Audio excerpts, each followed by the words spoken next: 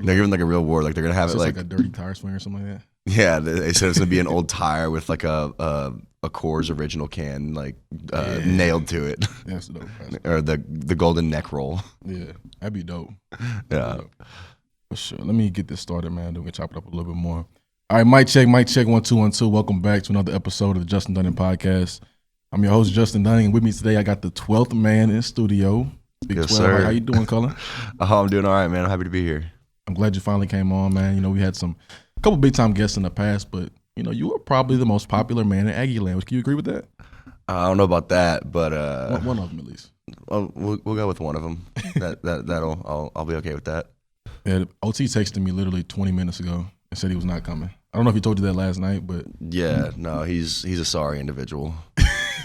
But like I was telling you earlier, like I'm kind of glad he didn't come on, because if he did, this was going to turn into y'all two chopping on me the whole time, and now I can just talk bad about him and he can't defend himself. So that's true. If we need to get into a segment on OT stories, I got plenty of them.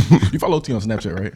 Yes. You see, this man has been framing me for like the past 2 months, bro. Like he'll plant stuff around the house or plant stuff inside my room, like the Jergens and some tissues. That was completely planted, bro. And he posted on Instagram, Snapchat. Yeah, I was a little surprised when he put that on Instagram. He's posted some very questionable things on Instagram with me before that I've had to like, hey, you need to take that down real quick. That's funny, man. That's funny. All right, so take me back, man. This is how we do the podcast. You listened to the podcast before. Yeah, we usually take a step back, man. Take a little bit look at your past. Get to know Cullen before he was the 12th man, basically, right? So, you went to school in Katy, correct? Yeah. You lived in Katy your whole life? Whole life, same house. Went to 3 schools: elementary, junior high, high school. Okay. And so, what was your recruiting process like? Because you didn't get a scholarship here at A&M. No. So my recruiting process was, I had a couple Division I offers, Air Force, Navy, a lot of the military academies I got offers from, and then I also had the University of North Texas, and then, but none of those schools I really drew interest to. I knew I wanted to play big time Division I football, and if I was going to do that, I was going to go to A&M or University of Texas, join a fraternity, and have a good time. Right. And so I'd also had offers to Ivy League schools. Okay. And so I went and I visited Harvard twice. I really enjoyed it. Visited Yale once. You gonna go to Harvard? No, dude, it wasn't for me. It wasn't for me. I mean, really, the only reason that I would have gone to Harvard is to be able to say that I went to Harvard. Yeah, that'd be dope, though. There wasn't really like a. I mean, it was cool. I really liked the people and the history of it, but it was too far from home, and I'm a mama's boy, so I couldn't be that far. I mean, who was going to do my laundry? So I hear you. Yeah, so I did that, and then were you an A&M fan? Yeah, my mom went to A&M. My dad's whole side went to UT, and my mom's whole side went to A&M. So I've liked both schools my whole life. And then really once I got into high school, I started visiting A&M a lot more. And that's kind of when I decided I wanted to be an Aggie. Okay. And literally, I called Harvard a couple weeks before signing day, and I was like, "Hey guys, like I'm it's not for me. I'm sorry. I'm not gonna come here. I'm gonna see what happens if I get into A&M or get into UT and make a decision. And I'm gonna go to these schools and I'm gonna join a fraternity and have fun. You know, my sports career's over." And I was focusing on baseball at the time. And then not 2 weeks after I decided that, I get a text from one of the recruiting guys up here, or my dad calls me out of class, and it's like, "Hey, like step out of class, pick up your phone." And he said, one of the recruiting guys just messaged me from A&M and they want to give you a preferred walk-on spot. And I was like, well, I mean, I got in last week, so sounds like a good plan to me. So this is right before you graduated, though? Yeah, this is probably February or March. 2014, 2015? 2014, yeah. So a couple weeks before I graduated. Okay. And I really already decided I was probably going to go to A&M. Right. And then I get that text, and I was like, all right, I'm already going there. Like, let's try it out and play football. That's dope. So what if you had just came here before you got the preferred walk-on? Would you have tried out for the team? No. Probably not. No, I wouldn't have tried out. That's crazy. I would have been an intramural star. Hey, you know I played in an intramural game, right? In the spring. Yeah. Me, Kendall, Bussy, Kima, because Kima was transferring and Bussy was transferring. I went out there and played in the game. We got disqualified, but hey, I got a couple moments to shine. Hey, I'm still an intramural champ. Our intramural softball team for like 3 years, we were like 22-0 with like three university championships. We were pretty good. We're not as good anymore, but I still go out there and mix it up on the softball field. Yeah, that was the days of old.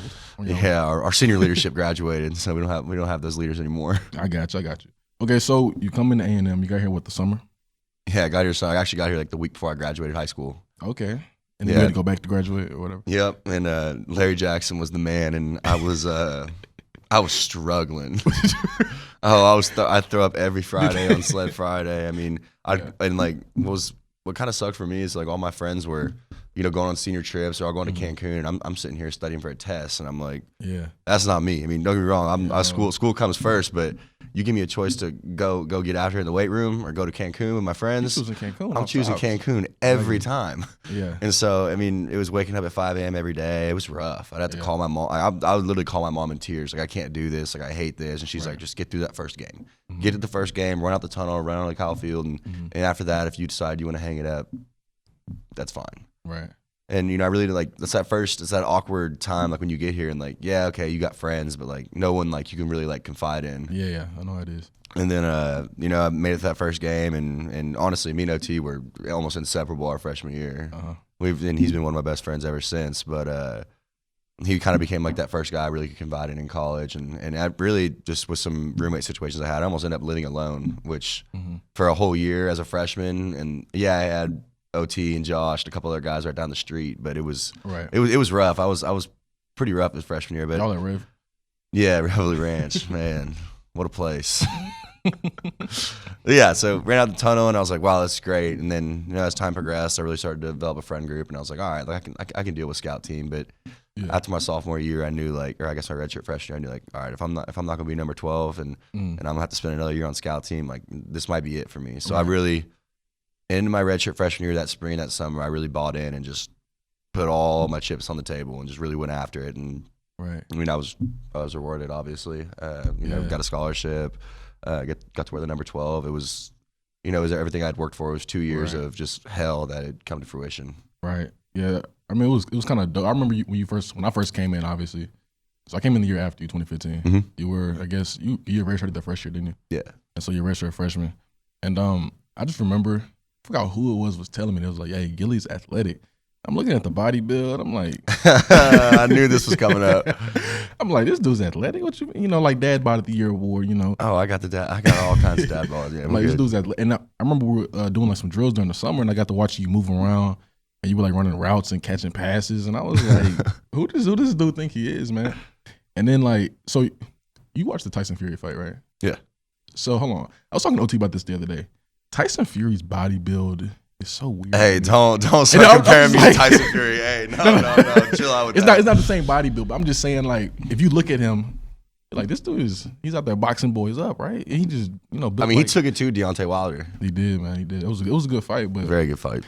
Yeah, man. Like you really surprised me then, and then kind of speaking on, you had that. So you did all special teams that year. You out there flying down, knocking boys' head off. It was really wild, man. Good to see you progress. And then when I talk about one of my favorite moments here at A&M, it would have to be that meeting we had, in Hagner when Coach Sumlin's up there. Hey, how you guys doing? You guys all right, huh? And he walks up and he's talking about, we got a couple guys that have, played for us, and they've progressed and shown what they had on the field. And he said, it's time to reward them. And he starts naming these people off, and he says, Gilly, you're looking over. Yeah. Jaw dropped to the floor, man. It was like, and I'm getting chills. And I get chills even thinking about it. I watched the video this morning just to remind myself, man, it was crazy. It was like a crazy moment. And you looked like you were in complete shock. I had no idea. So going up to that, people had already in the locker room already started, like I hadn't been officially named a 12th man yet. And people, right. everyone kind of knew, like I kind of knew like that's what was coming. Me and Austin Fry were both number 45, and I was the starter right next to him on punt. So one of us had to change numbers. So That's true. But I kind of know that was coming, even though Coach Banks literally did not change my number until the night before the game, the night before we played UCLA. But we were walking into the locker room. It was me and Labhart. Yeah. And we're walking in, and I'm joking around. We kind of knew it was the day that Coach Sumlin was going to give out scholarships. It was about that time of the season, and we figured this was the day. So I come in, and I go, oh, yeah, it's time to go get my scholarship. Just like completely joking with Mac. Just completely joking. And then we go sit down in there, and, everyone kind of knew Shane was going to get a scholarship. Tanner Short was a shoe-in. Everyone knew that. And so we're sitting there, and he goes, and Shane and Tanner, and then he goes, and my man Gilly. And and you see on my face, I was like, what? I was hyped. It was a surreal moment. Sam Miller he'd played a year as a walk-on and then got a scholarship for the last two. And so I figured, okay, I'll have 1 year as a walk on, and I'll put in my time, hopefully make some plays and perform like I knew I could perform, and then hopefully get a scholarship. And then when he said that right then and there, I was like, what? I called my mom, and my mom started crying on the phone, and they were out at dinner actually, and I could literally hear my dad in the background ordering bottles of champagne, and so they lived it up that night. Big Gilly, man. Yo, I love your dad, bro. He's awesome. He's a good guy. All right, so you become the 12th man. This is before your junior season, correct? Correct. Okay. Redshirt sophomore season. Redshirt sophomore junior season, yeah. Gotcha. So, I mean, what was it like going out there, man? I feel like you had a different swagger about yourself. You carried yourself a little bit differently. Man, it was really just an honor. I didn't really quite understand the magnitude of really wearing that number until you run out of the field and you make that first play.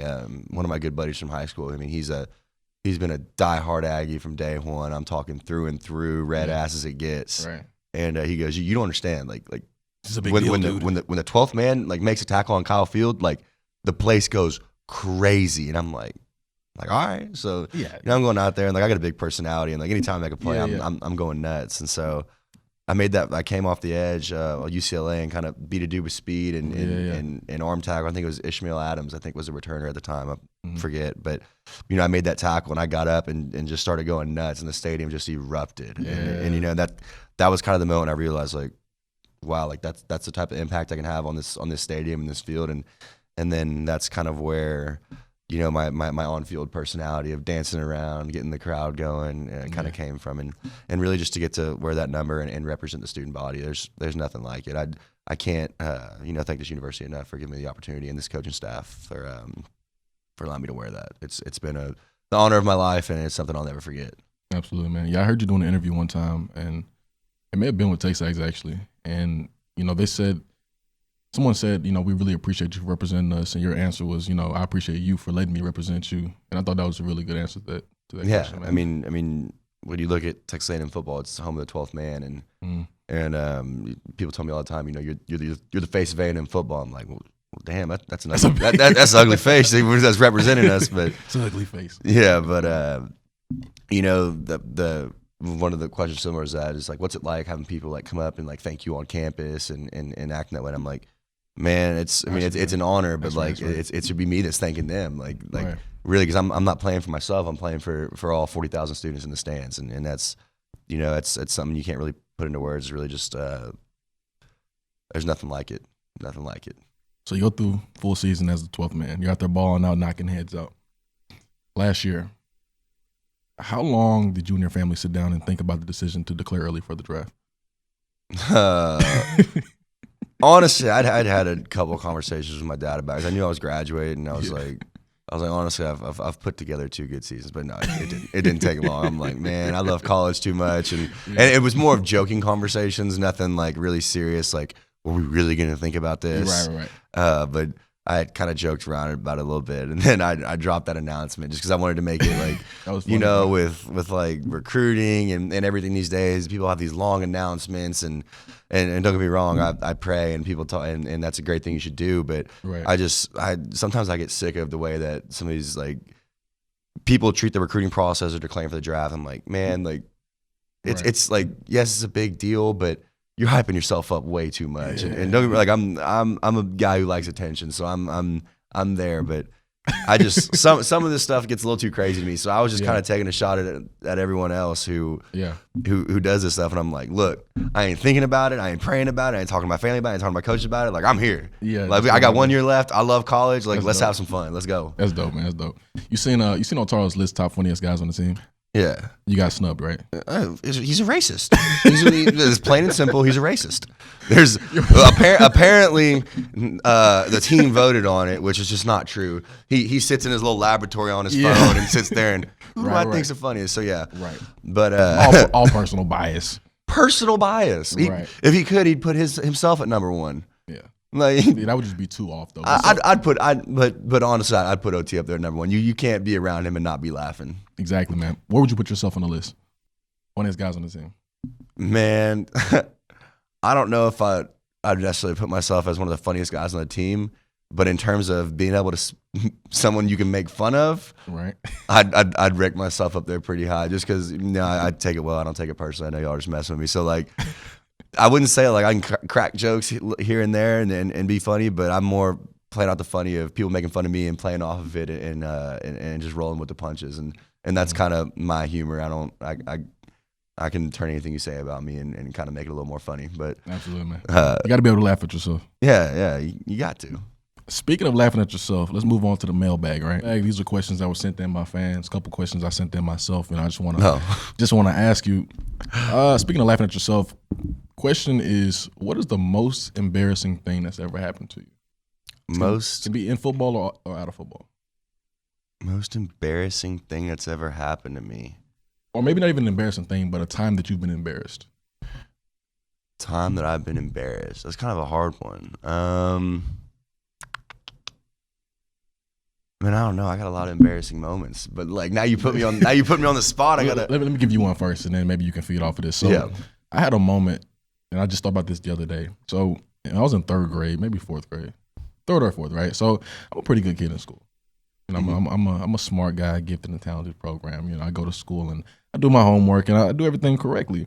And so there was one day after school, and I'm hopping on the bus, and my bus was usually the first bus to come pick people up, right? So all the kids are outside standing underneath the like an awning, right, waiting for the buses to come. Mm-hmm. I hop on the bus first.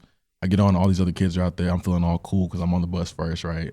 Yeah, I got you. And so like I'm right in the back, and we start to drive off, and these two girls are looking over at me, and I don't know why I did it, but I look over to them and I just flipped them off, right?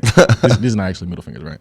Anyway, so I flip them off, and I'm like, dang, I don't know why I just did that, but it felt cool. I'm like in third grade, like a little kid, right? So turn to the front of the bus. I was like, yeah, I just did that, right? So I'm sitting there, the bus takes off, and then it stops. And now now the doors open up, and I'm like, oh crap. Principal walks onto the bus, and now my heart's starting to beat. I'm sitting there like, oh my goodness, what's going on, right? So the principal walks all the way to the back of the bus, walks up to me, and says, come here. And I'm like, oh my goodness, bro, now I'm embarrassed. Everybody's turning around looking at me. You ever get that feeling everybody's staring at you? You got that frog in your throat, you yeah. all nervous. I'm like, oh my goodness. And so everybody's looking at me. I get off the bus. They take me to the principal's office, and he's like, why'd you do that? I was like, I don't know. Now I'm crying like a little baby and whatnot. But I just remember being really, really embarrassed because they stopped the bus and stopped all the other buses behind me. And so like all these kids at school are looking at me, man. I'm just like, most embarrassing moment of my life. Yeah. All right. Well, if we could take it all the way back to elementary school, I was trying to think of something more relevant, but yeah, embarrassing moments more relevant. I don't know if we might not want to get into some of those, but there a couple times. One time, I was real young for this one, but it's still something that like sticks in my mind to this day. Is like, what was I was thinking? We were at like I was on a Sunday. It was after church, and we were in like our church had like a mess hall. I don't know where everybody'd go afterwards. They serve donuts and hanging out. And for some reason, I thought it would be a good idea to pants my mom.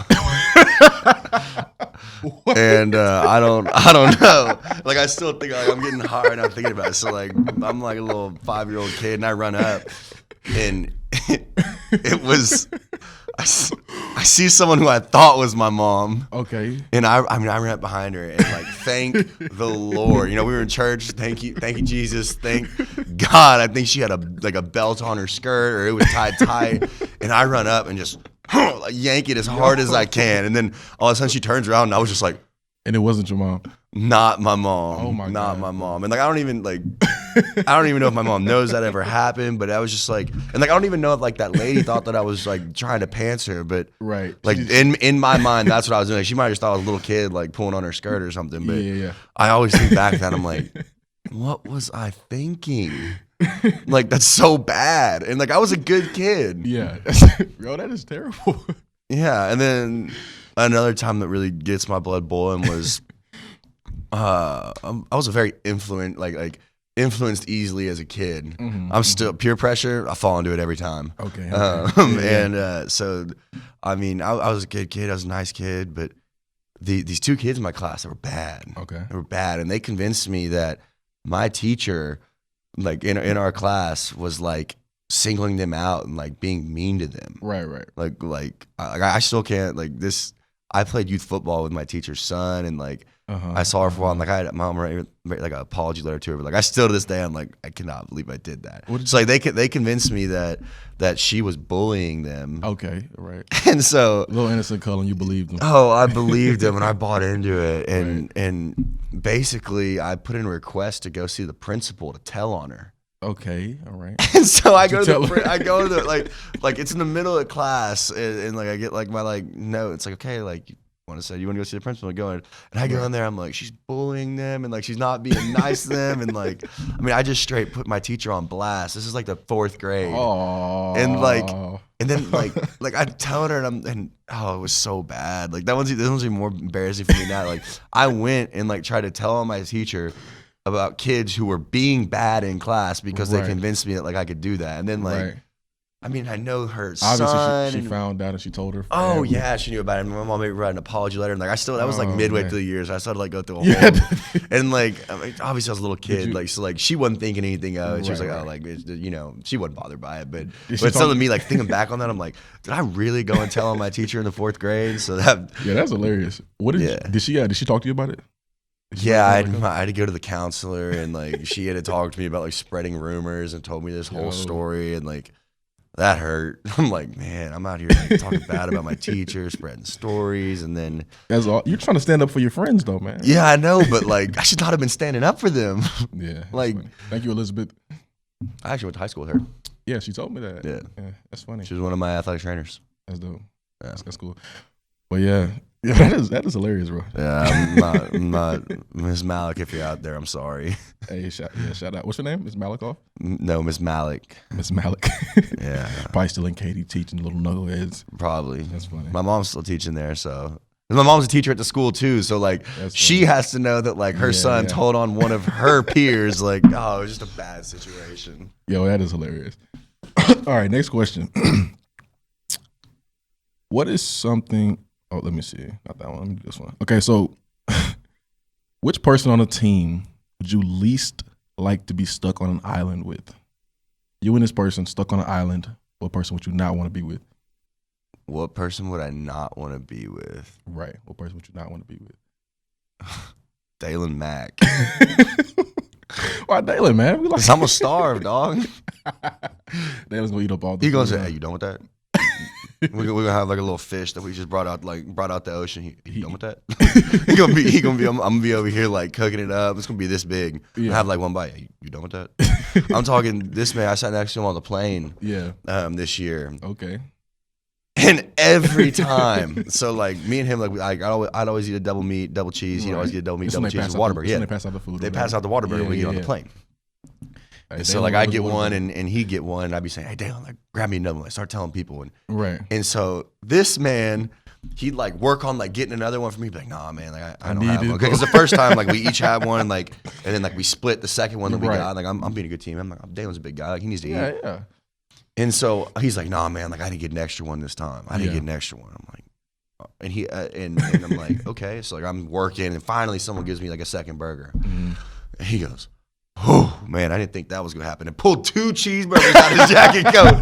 I'm talking, this man has 3 double meat, double cheeses in front of him, and he had him. He was like sitting on him, like in his jacket pocket. He goes, oh man, I didn't think you were gonna get one. He goes, I wasn't gonna pull this out. Like he didn't have one extra. He had 2 extras. This man needed 3.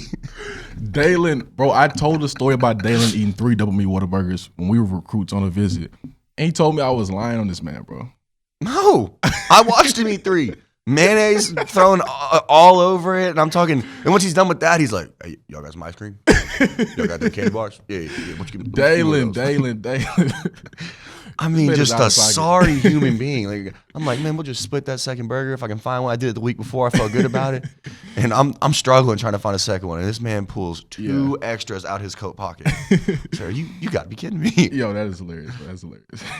Like Coach Chase always say, he had that 10 sitting in his pocket. He didn't want to show us. He didn't want to show it. Hey, where did Johnny Shave? That's my guy. All right. So moving on to a different one. Let's see. All right, this is talking about pet peeves. What is a small thing that people do that makes your day worse? Oh, I've said this on Ask the Aggies. I'll say it again. I cannot stand chewed gum.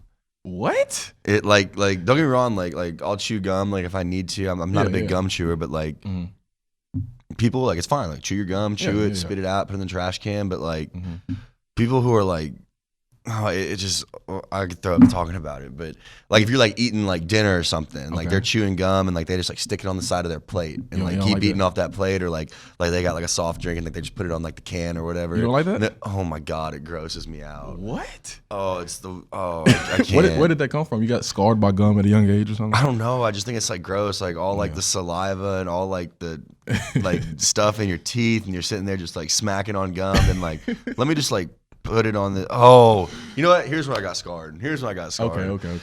Now, which I already didn't like it. Like I already didn't like this. But just what made it worse is like someone just had the audacity to just like put like she thought I was done with my chips. So my friend she puts her gum like in the inside of like my bag of chips. That's what normal people do. Yeah, and like I guess that's okay, but like not to like my bag of chips, not to my bag of chips. I'm still eating. I reach in there, I grab some chips, and I pull it, and this thing starts. I'm like, why is my thing chewy? Oh. And I pull out someone else's piece of gum, and I literally went to the bathroom and threw up in high school. And like, oh my goodness, I still can't do it to this day. Like, I can see that scarring you right there. It's just gross. Or like, I can see like that. even like if a girl like takes a picture, and like I can see like gum hanging out of her mouth, like she's like smiling. It's like bathroom. I'm just like, that's gross. Like, I just don't like it. Like it's just like it's a turn off. It's just not for me. It's gross. I can't do it. That's weird. Yeah, one of my things, bro, that I hate that normal people think is normal. I hate the sound of people chewing on their fingernails. It makes me really cringe. Like if somebody sits next to me and they're chewing their nails, I just want to smack them. Like, you know, like the chalkboard noise when somebody scratches the chalkboard. That's what it's like to me, man. It's like give me chills, man. Stop biting nails, man. Stop biting. That's awful. That's awful. Okay, let's go to the flip side of things. Okay, what is a small thing that people do that makes your day better? A small thing that people or maybe not even people do. What is a small thing? Something small about your life or anything that occurs in your life that makes your day better. Like for me, for example, if it's a beautiful day outside, if it's like 70 degrees, the temperature is very, very, very keen to me. I don't like hot weather and I don't like cold. I don't like anything. I just like temperate weather. If it's like 70 degrees, I'm gonna have a good day. No, I agree with that. I love being outside, and when there's not a cloud in the sky, it's just like. It's a beautiful day like today. Like you can't ask for much more than a day like today. It's a little cold, but it's I mean definitely sunlight. I would agree with that. That'll definitely put me in a good mood. But I don't know. Knowing I just like talking to people. Like I'm a people person, and one of the things that you know I just read a paper on it actually about my teacher asked us to write an essay about. You know, what have you learned in this class that'll help keep you happy in your career, that'll keep happy in your personal life? Right. And then also the third topic was that what have you learned in this class that'll keep you out of jail? So in my personal life, I really just focused on building up others. That's something that I like to do, and I really find joy when, I've got my friends on the football team, and I've got my group that I hang out with, but really like. When I get to go out of my way and maybe talk to someone else on the team who came from a different walk of life from me, and we get to have like real conversation, like deep conversation, and it doesn't happen every day, but when I really get to like invest someone and try and build them up, or kind of tell them like, if it's a younger guy struggling, and I get to say, hey man, like here's my story, like here's like keep putting in the work, don't be that guy that just gets out of here because it gets tough. I promise you, like you put in the work, you will be rewarded. Like hard work gets rewarded, and so that's something I really enjoy is getting to like talk to different people on the team, that really makes my day better if I feel like I had a meaningful conversation or like made a difference in someone's life. That's dope. That's a really good answer too, man. What is something you do that most people consider immature? Everything. I would probably say I'm the most. I'm the oldest guy besides Dono. I'm the oldest guy on the football team, and I'm easily the most immature. Yeah. I mean, like you see, like we're on a 7-on-7. I'm out there kicking field goals and just having a good time, and I don't know what's wrong with me. I don't know if I have too much energy. Am I a late bloomer or what it is? But never grow up, man. Exactly. Never grow up. If I'm gonna be out there, like I'm gonna be having fun, like exactly. And I know when there's a time to be serious, but like we're at a. It's like why be serious when you can joke around and have fun? Yeah, like we're in a meeting with Coach Fisher, and he's asking like y'all ready to go out there to play today? Like 7, you ready to go? Yes, sir. 5, you ready to go? Yeah. Yes, sir. And like I'm sitting here thinking like, it's like bothering me. Like, these people have no energy. They're like, yes, sir. Yeah. Yes, sir. 4-2, you ready to go? Yes, sir. Yeah. And then Coach Coach Fisher, yes, sir. Yeah. And then Coach Fisher makes a mistake of asking me. Right. And I'm like, hell yeah. Yeah. Like in the middle of a team meeting, it's serious, and Coach Fisher just goes, like looks at me and just goes, just shakes his head. He's like, all right, let's move on to the next thing. I'm like, y'all would have busted out laughing. bro, and like I'm sitting here thinking like, hey, I'm just trying to bring some energy. Yeah. And I probably should be like, hell yeah, but it was like I was like, hell yeah, and Hell yes. yeah. So no, after he shook his head at me, that next time when he did that, Yeah. he didn't call on me. He knew he should have done that, and then he did it again, and he asked me, and I just went, yes, sir, and just kind of left it at that. So, Yo, that is hilarious, bro. yeah. All right. What's the most impressive thing you know how to do that many people would not consider impressive? Oh, my whistle for sure. Okay. My whistle for sure. Is that like the whistle with the fingers in the mouth? Yeah, but I don't have to put my fingers in my mouth. Like I can just like I can make like bird noises. I can do like a laser beam. Without the fingers? Oh yeah. Oh, I mean, I had. It's my favorite thing is people actually think that there's like a bird. Like we'll be in the indoor practice, and like it always happens with the new freshmen. Like they don't know yet like that I could do this. And most of the guys on the team know like when they hear someone whistling, they know it's me. And like I'll be sitting there, and hopefully it's not too loud on the mic, but like I can start making bird noises, and people were like, "What?" You're like looking up, and I was at a student council convention in high school, and we were in a big convention center like auditorium, and there's probably 1,000 people in there, and my school's like posted up in the back, and everyone's around like getting the energy going. It starts getting kind of quiet, and I'm like making these noises, and I'm talking to a whole school was like looking up, like, "There's a bird in here. Where's that bird at?" So, like they were freaking out. There was a bird inside, and then I also can do honestly this one's a lot cooler. The laser beam, which is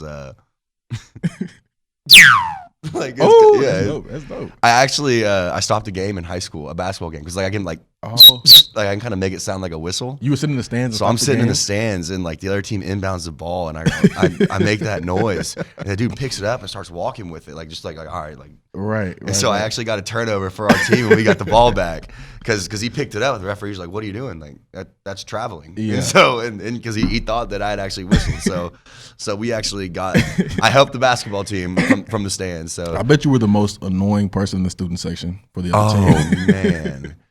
Our student section was bad too, and we'd have 300 or 400. We were a big high school, and we called ourselves the Mustang Mob.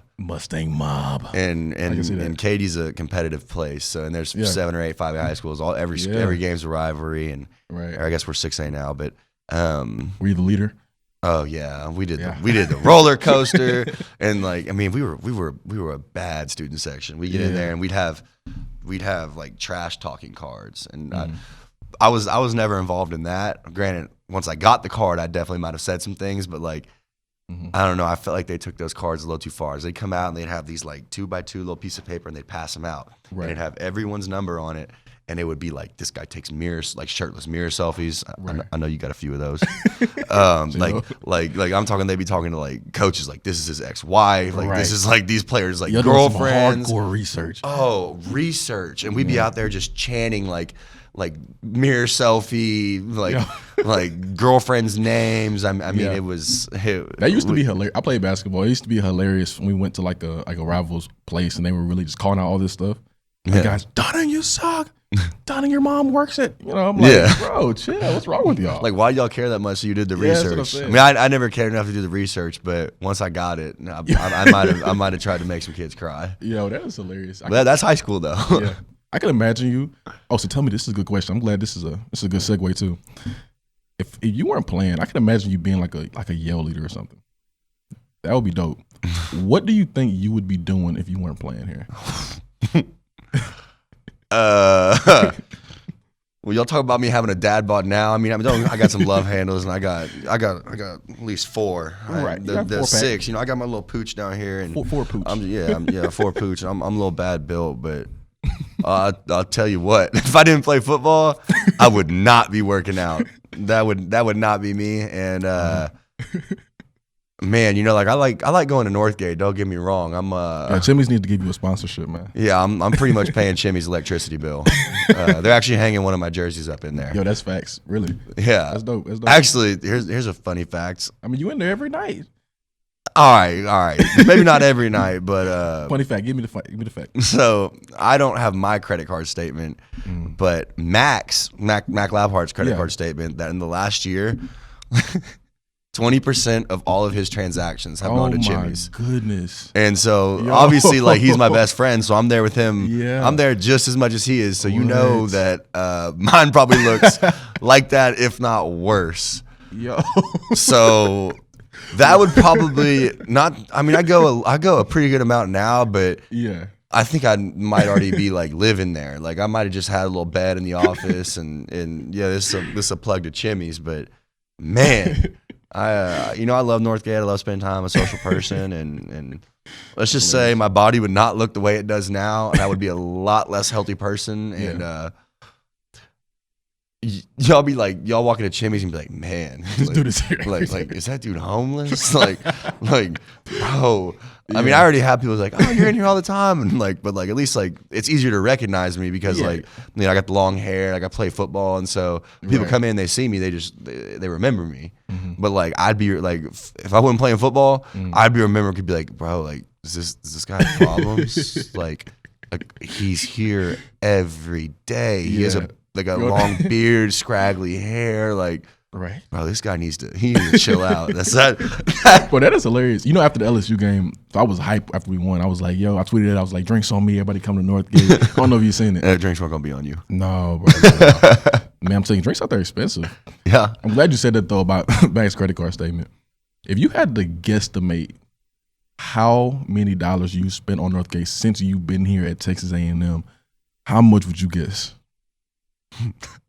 No comment. Because if you think about it, really, I have rent, right? Which everyone has rent. I mean, right.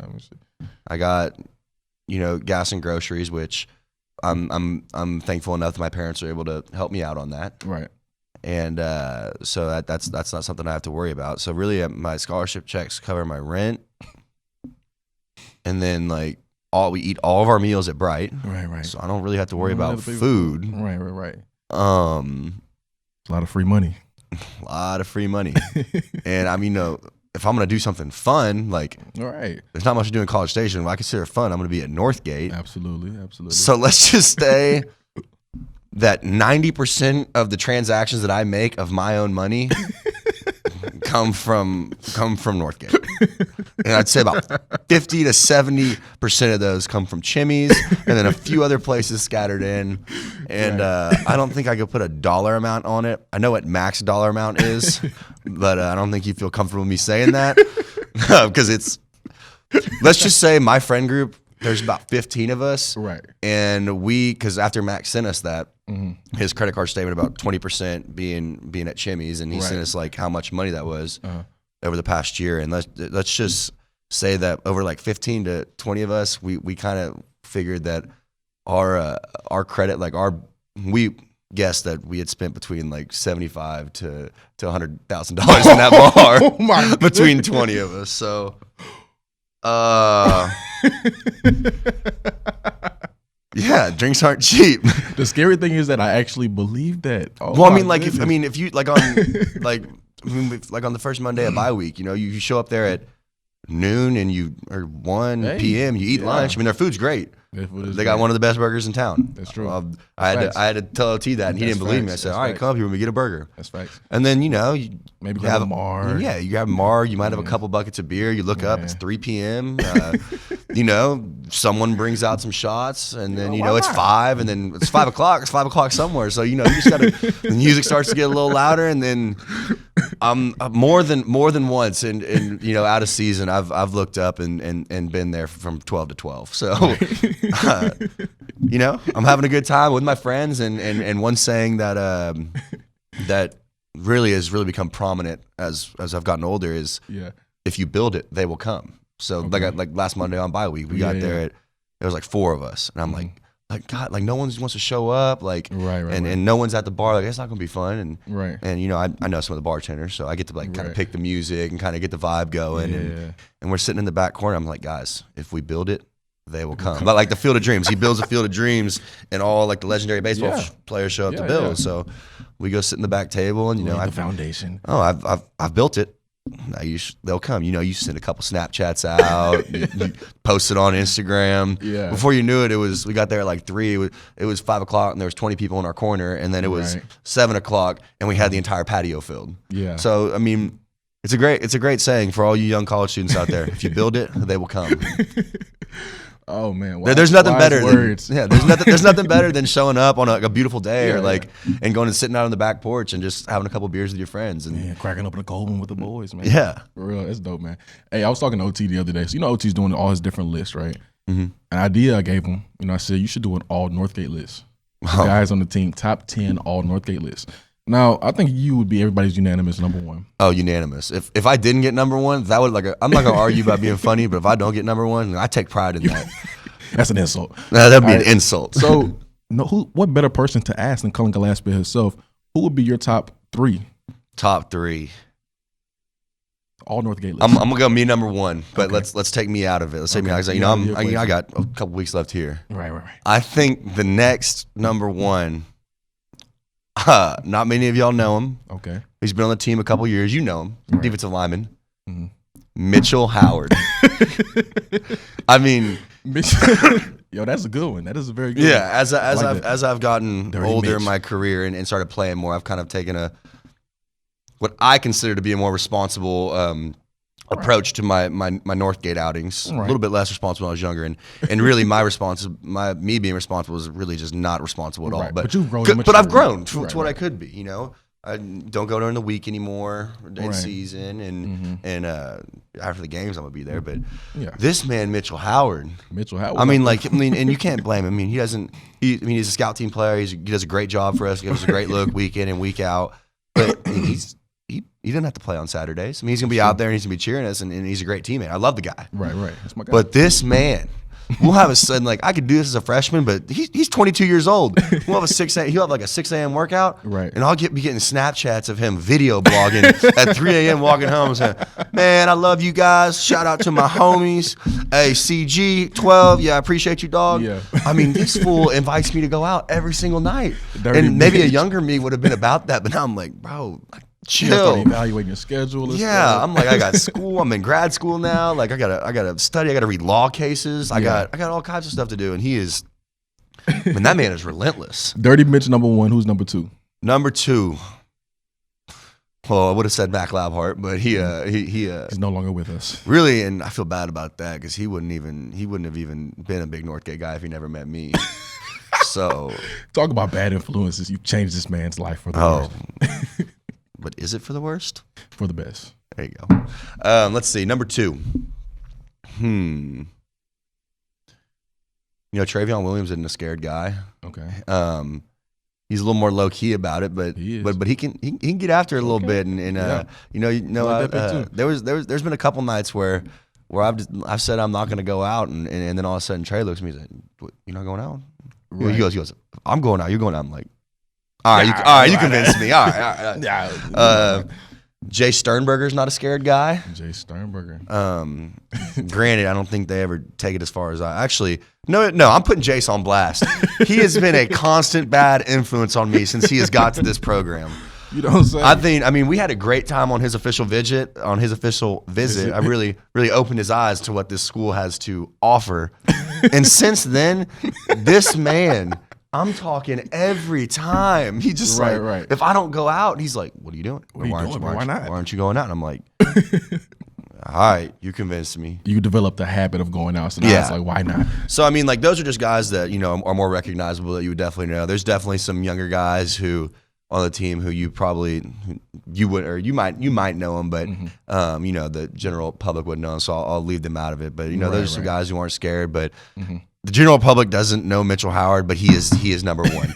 We're one. Even not on my list, we're 1 and 2 a close second. Honestly, he might have taken. I might know more people out of Northgate, but in terms of frequency, he might have beat me on that this year. He's a Dirty Mitch. Yeah, Big Mitch.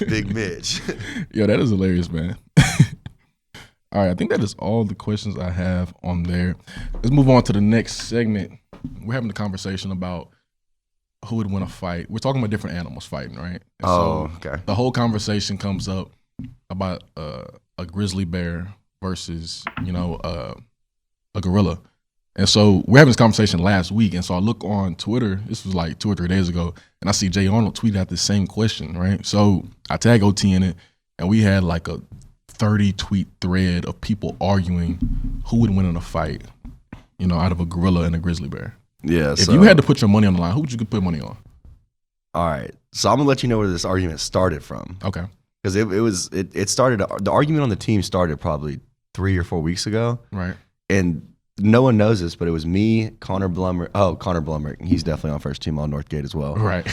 and Bo Schneider. It's me, Bo, and Connor. We're sitting at Texas Roadhouse, and we played the game. We all put our phones down and made sure that first person to look at it has to pay for dinner. Uh-huh. And all of a sudden, we just start talking about the weirdest things, and that's where that conversation came up. We just started arguing about would a gorilla or grizzly bear win. Right. So the next day at practice, we get in the locker room and we continue that conversation, and all of a sudden it just takes off. I'm talking the whole team's talking about it. We're getting Coach Fisher's opinion. Right. And then it got on Twitter the other day. And I was like, wow, this argument is really like from where we started at to where it's at now. And right. I was originally Team Gorilla.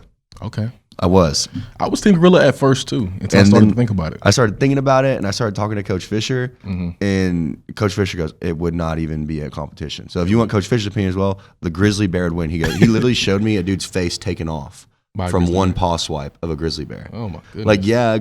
Like grizzly bears can outrun like all those animals. Yeah, like they're fast and they're way bigger.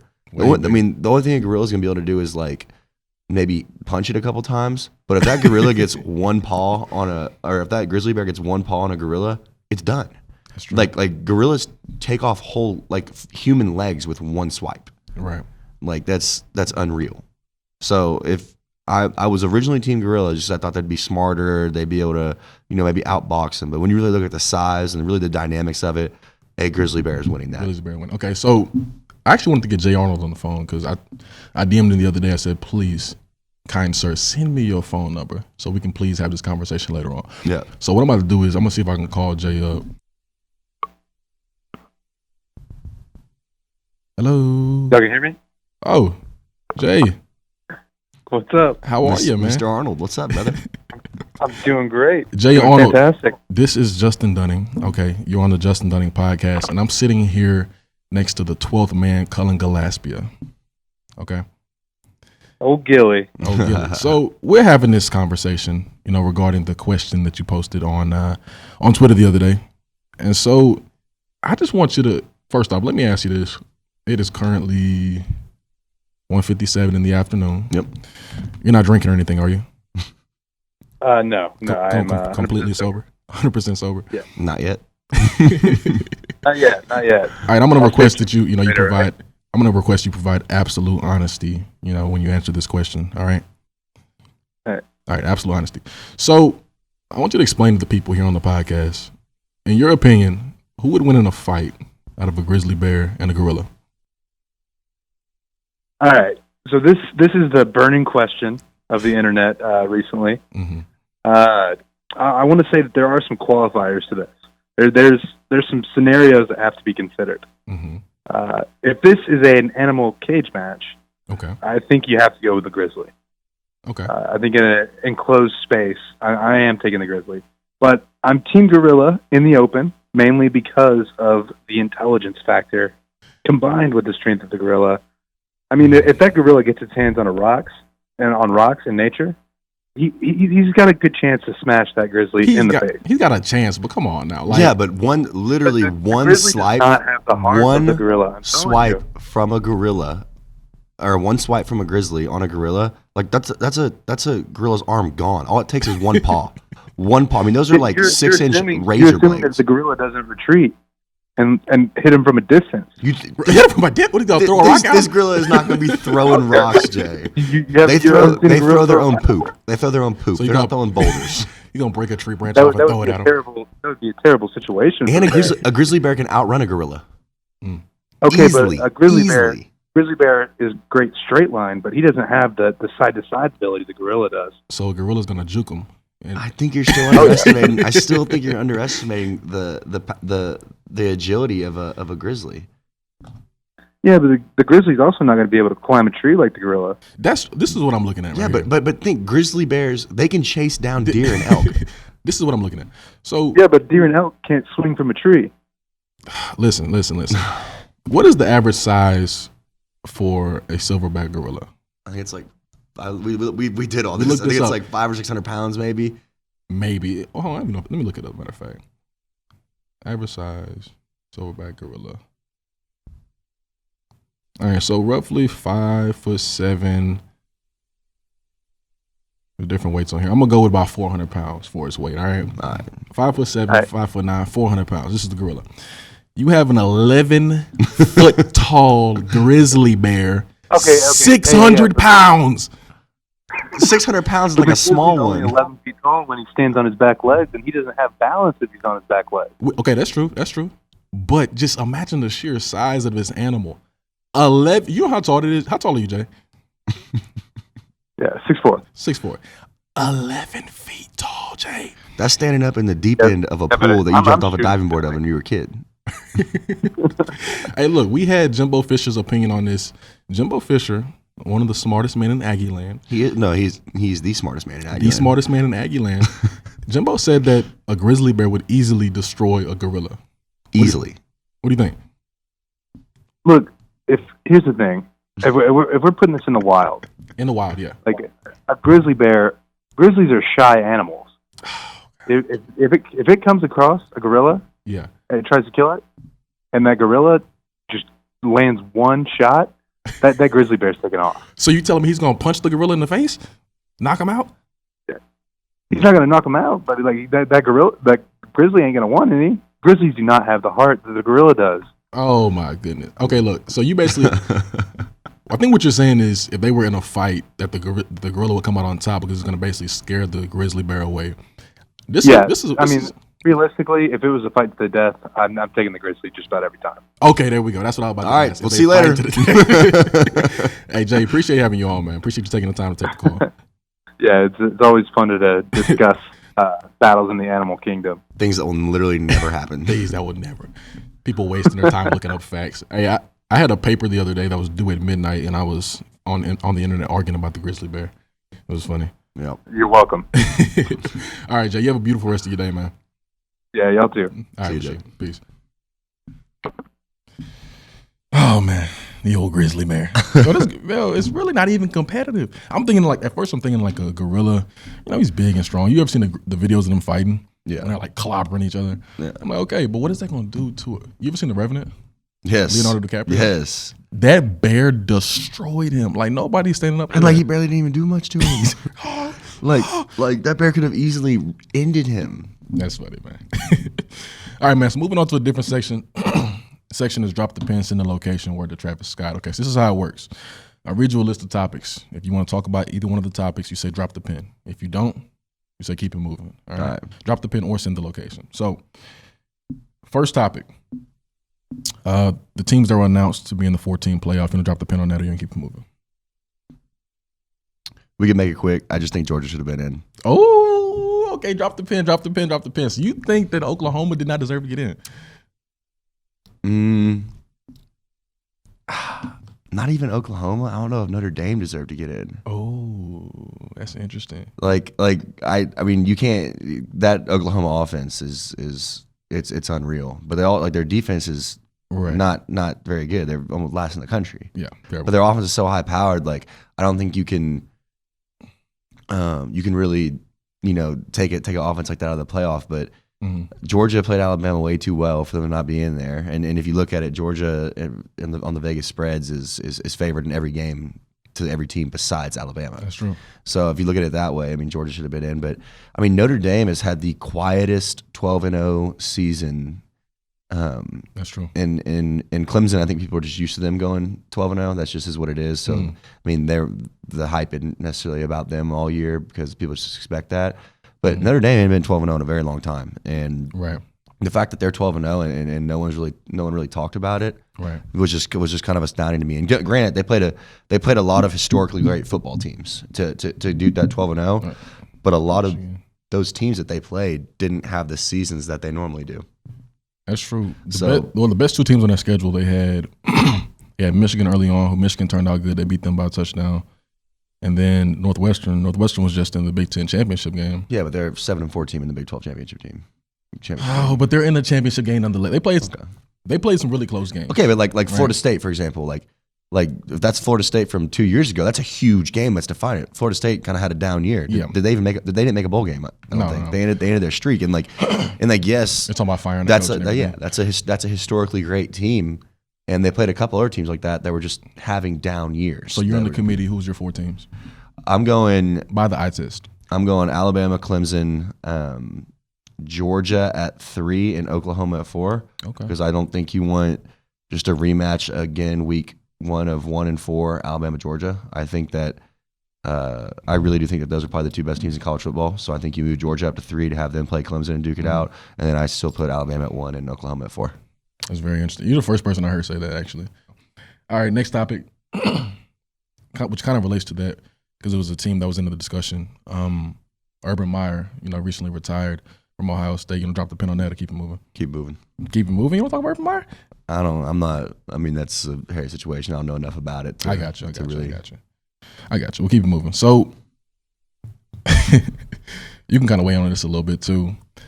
Heisman Trophy finalists have been announced. All right, Tua Tagovailoa, Kyler Murray, and I just went mind blank. What is the dude's name? Dwayne Haskins. I'm tripping. You can drop the pin on that and keep it moving. We talk about that. Okay, let's talk a little bit about this because people talked about it being a 1-horse race early on, right? Tua Tagovailoa. You talk about what he's been doing all year long with leading his team. But Kyler's been having a consistently good year all year long. First off, you like Kyler?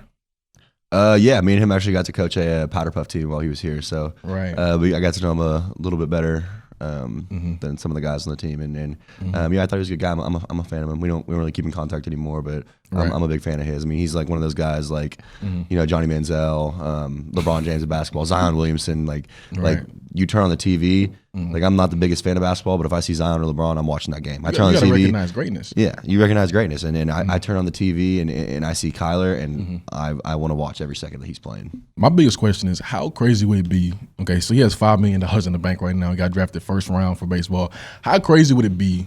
He transferred from A&M, sat 2 years behind Baker Mayfield when he was not planning to. Right, he thought he was going to go there for 1 year, sit behind Baker.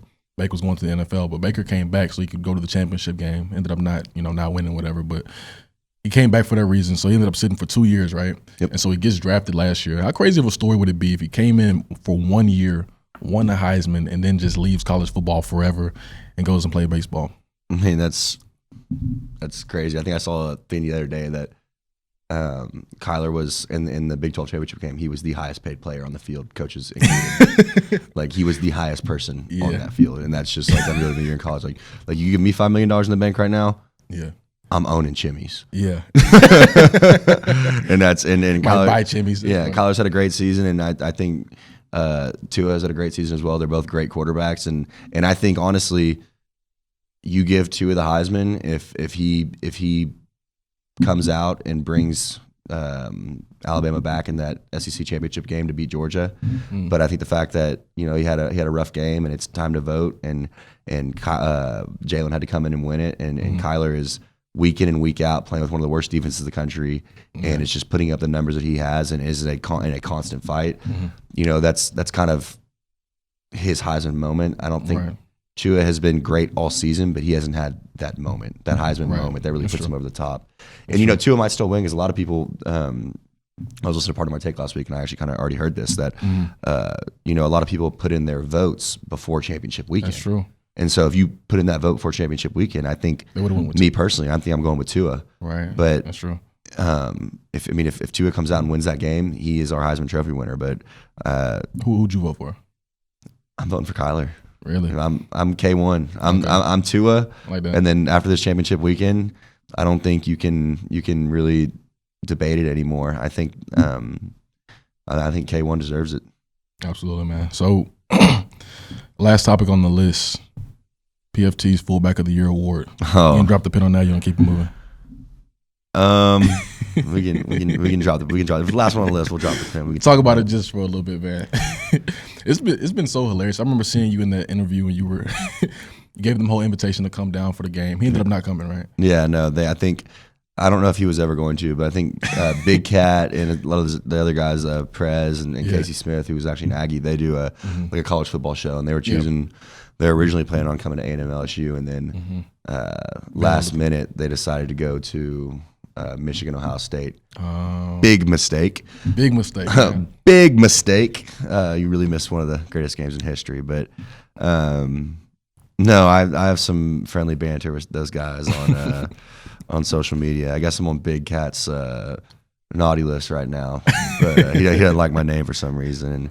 And honestly, they keep on knocking me for doing the self promoting, but like I didn't fun with it. Yeah, I mean, like, I'm having fun with it. I mean, I think they're cool guys, but right. I didn't make the highlight video. That was cold shit. I didn't ask for that. He just that might have been the best highlight video. Yeah, like that's what he does. Like that's what he did for Connor McQueen for the Mortel Holder of the Year award. He did. He was like, I'm making it. I'm like, all right, cool, dude.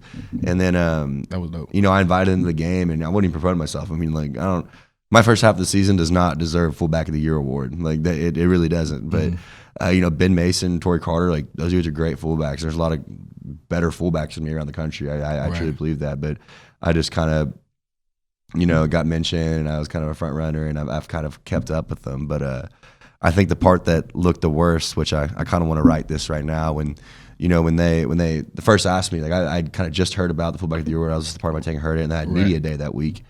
And someone asked me about it. It's like, what do you think about the fullback of the year award? Do you think you deserve it? Like, why do you deserve it? Like, make your case. And I'm like, okay, well, like, you put me on the spot, and I'm sitting there, and I start talking, and I start thinking about all these things I want to say, like definitely things that like, like the way I am. And they're like, well, why do you think you deserve the award? And I just go, because I want the trophy. When all reality, like I really want my answer to be like, I really just want to like drink a beer. Like I want that beer. Like I want to make sure it's full, and I want to make sure I can drink that beer that comes with the trophy. But I'm in A&M media day. I've got my A&M clothes on. I didn't think it was necessarily a good look for me to start talking about alcohol in when I was representing the university. Right. And so.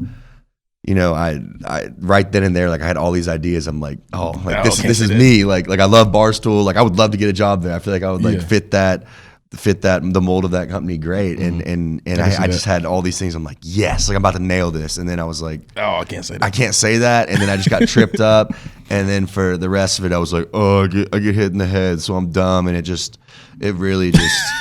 I just spiraled out of control and just made me look like an idiot, and really, really, really missed opportunity right there. All my friends were like, what were you doing? I was like, I had these ideas, but I'm like, I couldn't say them while representing the university. So, it is what it is. But that's hilarious, man.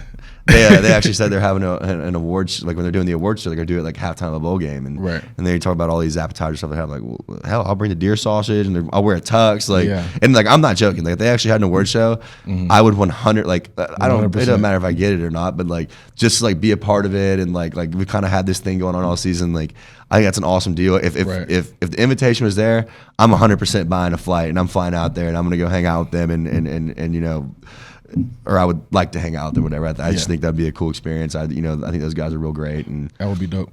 It would be a cool deal. They got to put me on there too. Put me on the flight, man. Yeah. I just, Yeah, PFT needs to buy my flight, and Big Cat, whatever. You can get out of here. Don't like my name. I appreciate PFT shot me out and saying you like my name, so that's cool. Big Cat, just like you're at the bottom of my list. I don't really like the name Big Cat though. You like the name? No, I don't like that name. It's a horrible name.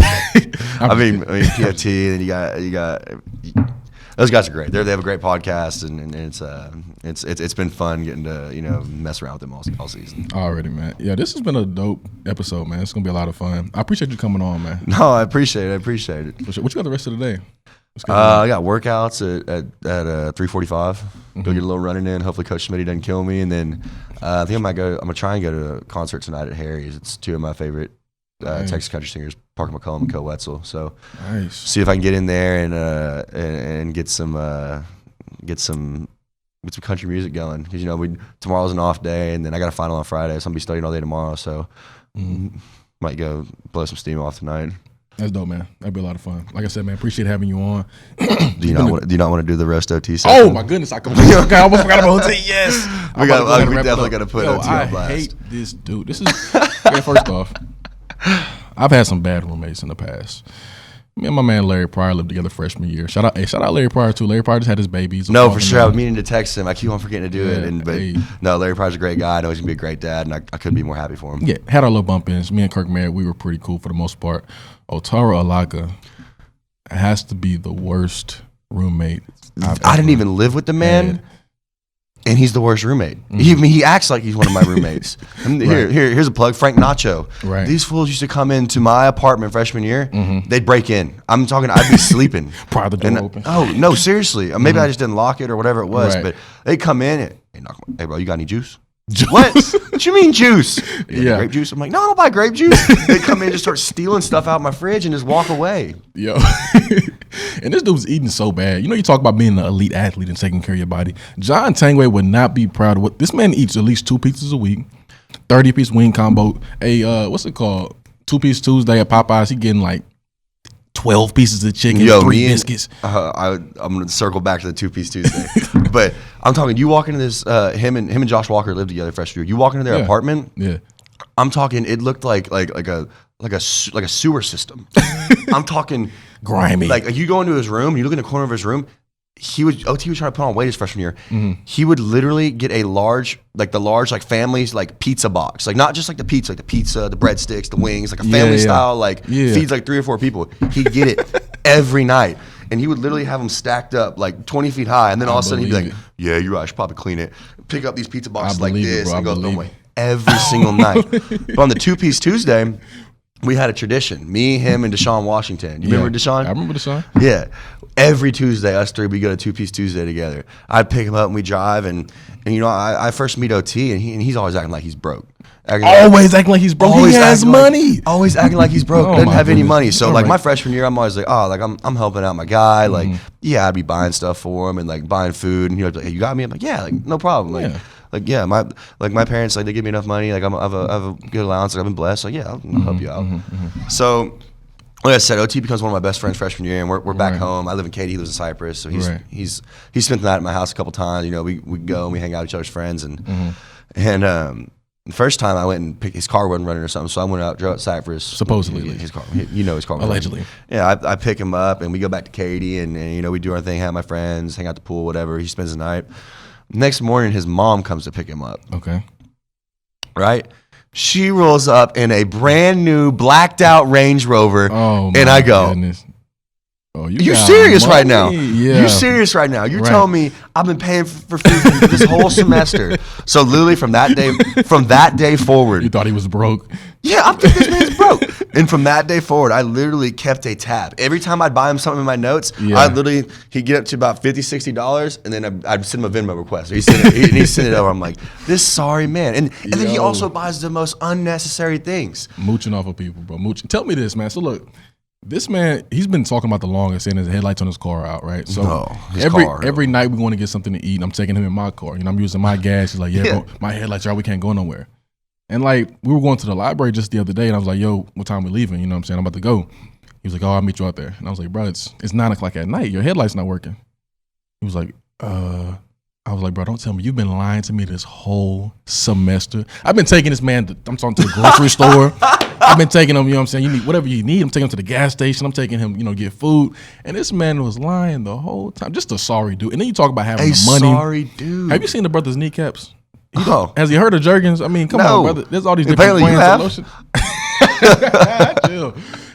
I mean, the brother has not heard of it. I mean, I have it sitting around the house. He can at least put it on his kneecaps and be presentable. I know. And his patchy beard, he's been saying it's gonna fill in right here since he was a freshman. He's been saying it's gonna fill in. It's never gonna fill in. He just cut that mess off, bro. Another one of my favorite stories about him is talking about spending money. Just buys the dumbest things. Right. I mean, yes, this man is Nigerian. He has pride for his country. Obviously, right. And Nigeria is in the World Cup our freshman year. Right. This fool goes out and buys a customized Nigeria $150 polo. Oh my God! Wears it once. The day he wears it, Nigeria gets knocked out, and that's the only time he wears it. And his shoes. My favorite thing is he bought this all red pair of Air Maxes. I'm talking the color of your computer red. Right. Bright red Air Maxes, and he goes, I can only wear them once every 6 months. I'm like, that's a $250 pair of shoes, and he'd wear them, and they go sit in his closet. And he literally would not wear them. He said, I wear them once every 6 months. I'm like, you spend your money on the dumbest things and then try and tell me you're broke. On the dumbest things, man. And then you talk about being a bandwagon kind of guy. Oh. The man claims he's from New York. You always hear him say, shout out Brooklyn, Brooklyn. shout out Brooklyn. Man, you're not from Brooklyn. Stop saying that. Shut up. Stop it. This man is from Cypress, Texas, gated community. Talking about he lived Gated community. That was another part of it. Man, this man's talking about he lived in the hood. You're not from the hood. No, he's not from the hood. So I'm raised in Brooklyn. Also, he wears his Yankees cap around. He's got his Yankees cap. He's got his Yankees cap on. You're not from New York. And all of a sudden, the Red Sox or Yankees get knocked out of the playoffs. All of a sudden, he shows up to Chimmy's with me in his Astros jersey. Yeah. Talking about. I ain't even. He's an Astros fan. Man, you're not an Astros fan. He's not an Astros fan. Man, him and Dalen Mack. Dalen Mack was a Patriots fan. Was a LeBron dude. Dalen Mack is a big bandwagon guy too. But OT. I will say I won't blame for LeBron. That's my one thing that I'm a bandwagon on. I'm a fan of LeBron. I'm a fan of greatness. Wherever he's playing, if he's playing, I'm turning on the TV. I'm watching. I liked him with a lot more at the Cavs, and I don't necessarily know if I'm a cheer for the Lakers as much, but I'm always been pulling for LeBron. So I mean, I got a LeBron Cavs jersey. I might get a Lakers one. I don't know. Big fan of him. Absolutely, man. I think OT's had enough. Unless you got something else to add. No, I'm good. I needed to get that out because if he would have been on this podcast today, it would have been the roles would have been reversed and it would have been hurt. But yeah, I'm good to go. That's true. I think about bringing him on. When I bring on Keith McGee, we have a nice little conversation. Oh, no. No. I think that'd be a nice little conversation. That'd be a dynamic duo right there. I mean, they're best friends. The guys are best friends. I got you. Oop. It's about time. We've been going for a while. Yeah. All right, for sure. Let me wrap this up real quick, man. Appreciate having you on, man. Glad you finally came on. I was looking forward to this, man. It was a lot of fun. Oh, yeah, man. The 12th man for sure. Thank you guys for all tuning in to this. If you guys are watching on YouTube right now, leave a like, leave a comment, subscribe to the page. You subscribe to our page? I don't even know how to subscribe to Well, you need to go and log in, create a YouTube channel, and subscribe to the page. If you're listening to this on iTunes, you're listening to it on Spotify, leave a rating, leave a review, download always, man, and share it with your friends. Appreciate you guys for tuning in, and be sure to tune in later or next week, I guess, because you're listening on Thursday. Be sure to tune in next week. We've got another big time guest coming on. It's going to be a lot of fun. Gilly, appreciate you, man. Hey, appreciate you having me. All right, guys. Peace.